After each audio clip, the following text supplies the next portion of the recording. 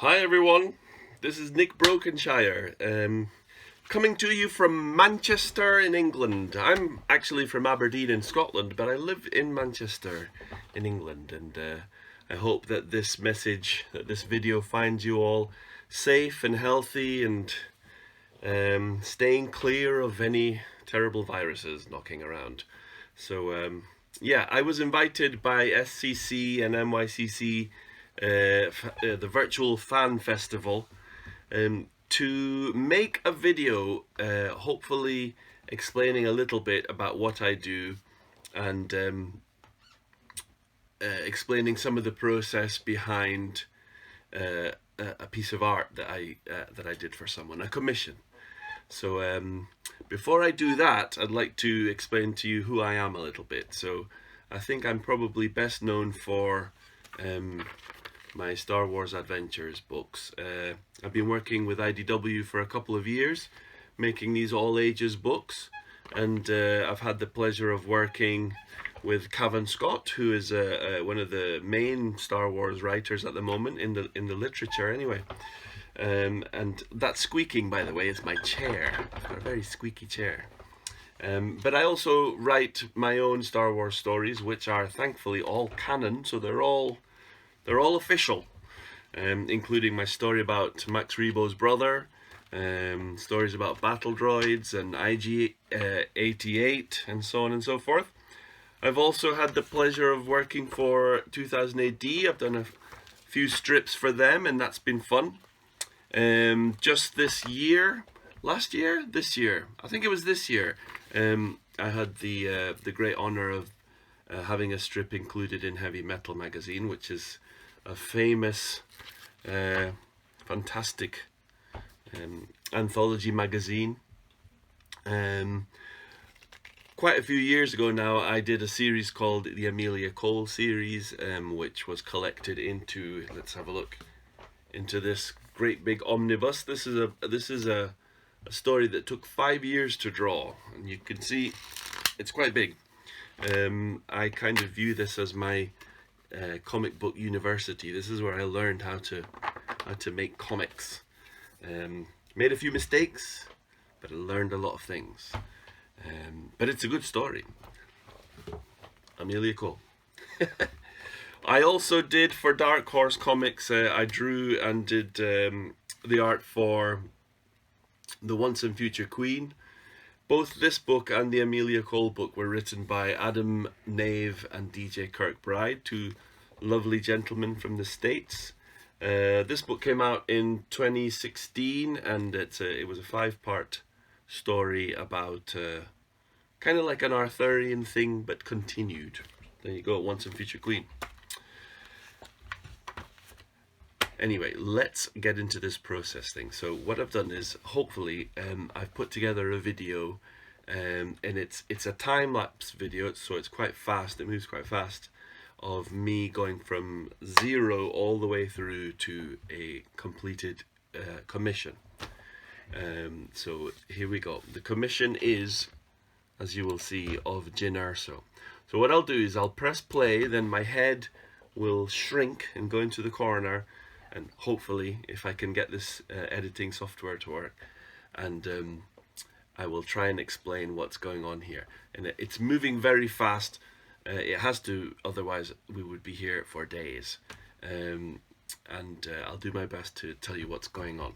So let's press play here and get into it. Okay. So there we go. There's Jyn Erso. I'm drawing directly onto the software called Clip Studio Paint. It used to be called Manga Studio. I tend to work in a hybrid manner, so I'll do excuse me, pencils and roughs and pencils on Clip Studio, which I then print out and will ink. That's how I work with my comic books pages. In this case, it's a commission, so it's a wonderful tool being able to use the computer, because you can basically erase very easily. You can undo things.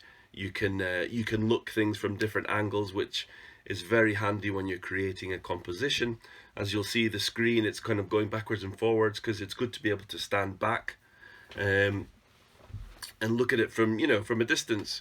So I'm using that famous picture of Jin Erso there as a jumping off point for this piece.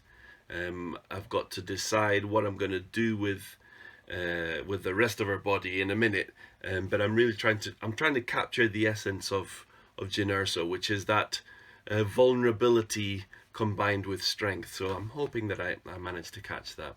So here we go. So now I'm drawing the body, and it's very much so far designed as it is in the photograph for now. So I'm just getting a feel for how she stands, and and so on and so forth. Another interesting thing is whenever I draw characters that if they're not doing anything with their hands, I always have a tendency to give them a staff. So you'll see Jin will get a staff in a minute, some sort of stick, and that comes from my childhood love of the Monkey King story, so the Sun Wukong story.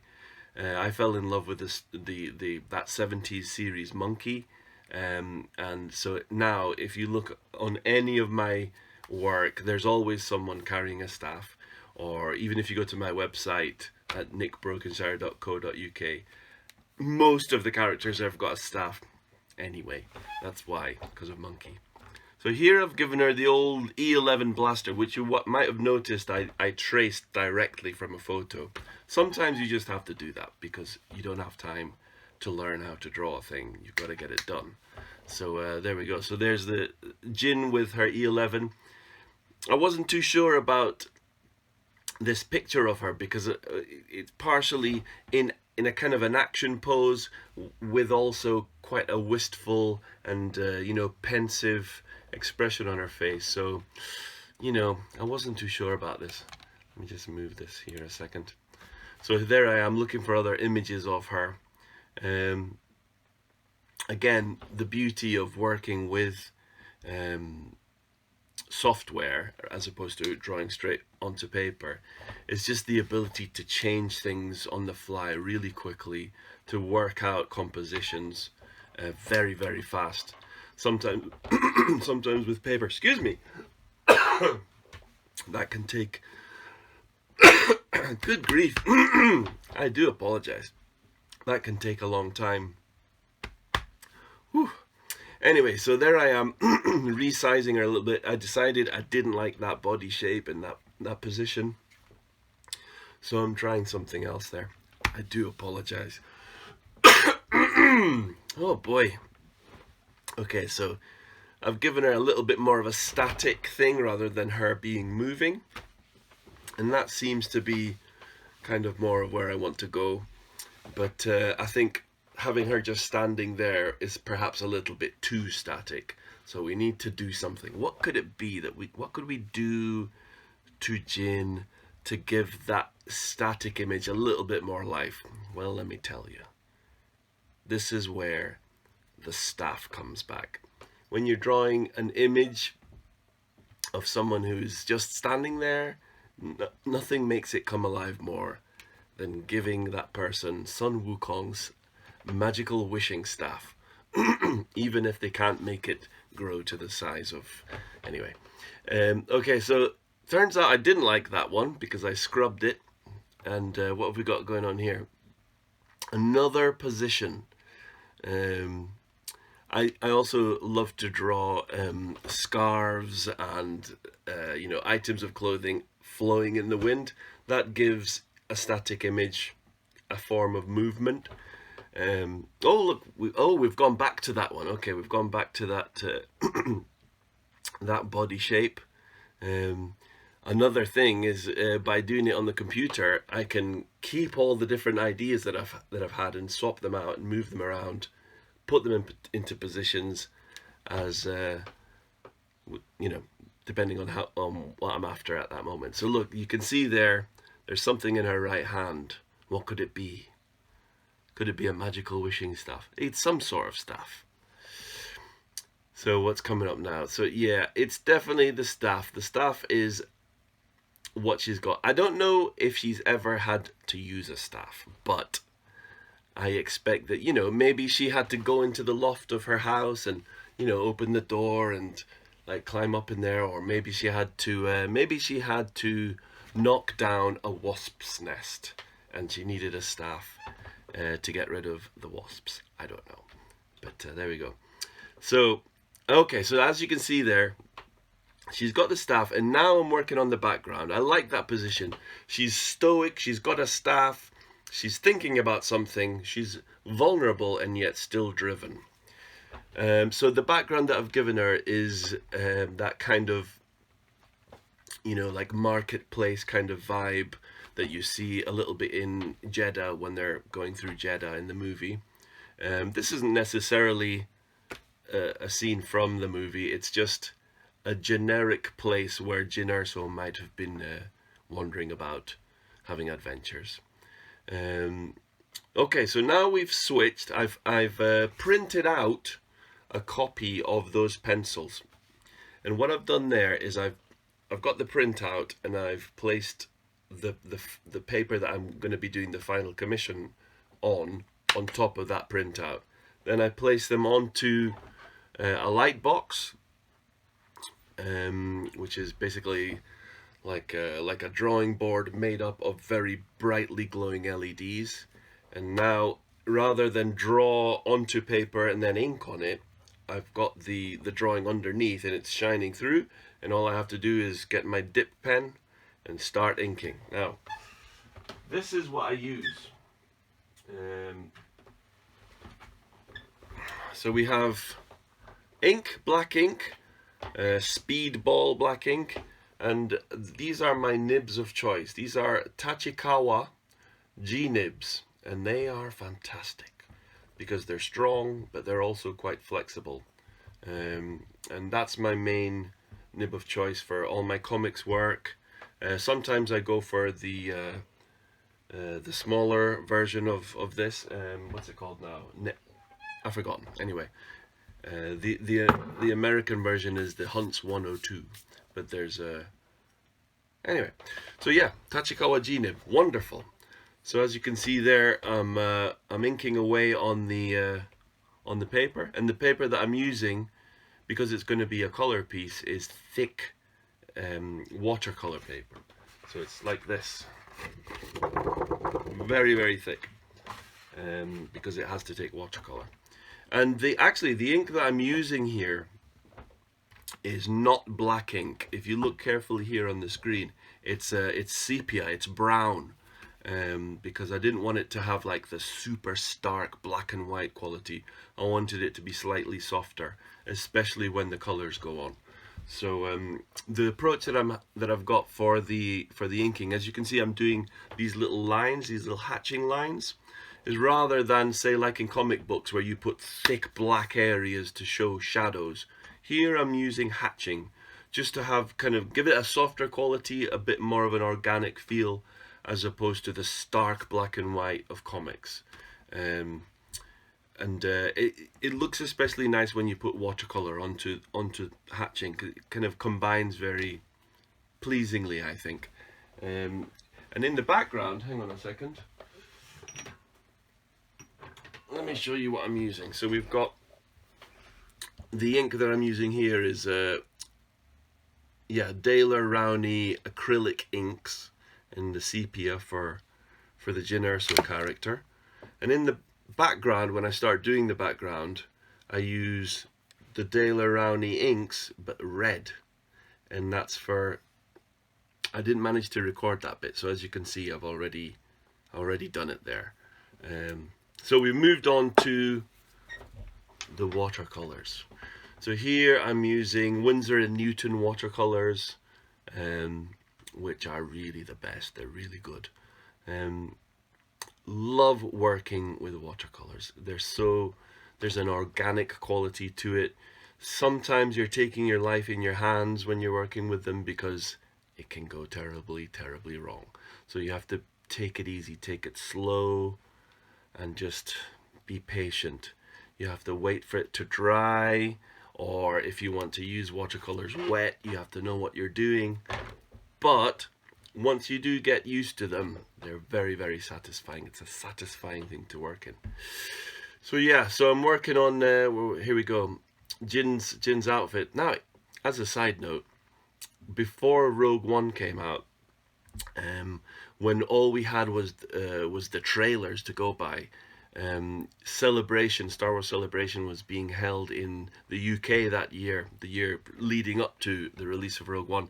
And my wife, Victoria, she made a Jyn Erso costume, and she cosplayed as Jyn Erso at Celebration when there were no Jyn Ersos. And we went to the Jyn Erso panel, to the Rogue One panel, where Glyn Dillon, the guy that designed Jyn Erso's costumes, among other things, was on the panel and talking about the upcoming movie. And at the end of the panel, my wife Vic walked up to him, dressed and looking exactly like Jyn Erso, and he was like gobsmacked, because she nailed it. She looked exactly like her. It was fantastic. And he actually did a drawing for her saying that she was the first Jyn Erso, i.e. the first cosplayer of Jyn Erso. She's very proud of that. I'm very proud of her for that as well. So here we go. So we're adding like the backgrounds now. The costume is quite muted. I was thinking about maybe bringing a bit more color to it, but I thought let's keep it muted. Let's keep it quite somber and earthy the way she wears it, and then add the more bright colors for the background, so that there's a contrast between the two. So there we go. Adding a few little watery bits here and there to the, as you can see, like the red inks for the backgrounds work really well, because it kind of pushes the inks behind the inks of the foreground. So there we go. There's the process. That's how we make a watercolor commission. There's lots of different ways that I do commissions, but this is my approach that I enjoy the most currently. I am thinking about maybe doing some with those pens that everybody uses these days, but I just like watercolors. I think that the organic quality that you get from them is really pleasant. So there you go, folks. I hope that I wasn't talking too fast. There was a lot of information going all over the place, and I just hope that I made a little bit of sense for you. In the meantime, if you want to know more about my work, or just see the sort of stuff that I do, if you go to nickbrokenshire.co.uk, you'll find lots of pictures and bits of pages and comics work of mine. Please feel free to contact me on Twitter or Facebook or Instagram. Just add me and say hi. And if you are interested in commissions, the best way to do it is to go to my Big Cartel page. So it's Big Cartel /Nick Brokenshire. Who knows what's going to be, what the future is holding for us. At the moment, I'm still working hard on comics, and I hope that that's going to be the case for a while. If things do change, I'll probably put the word out for more commission work, but in the meantime, everything is going okay. I really hope that you all stay safe, and let's hope that things return to some sort of normality so that we can enjoy our hobby of comics and of comic art and all that sort of thing. So everyone, stay safe. This is Nick Brokenshire. I'm signing out. Ciao for now. Take care.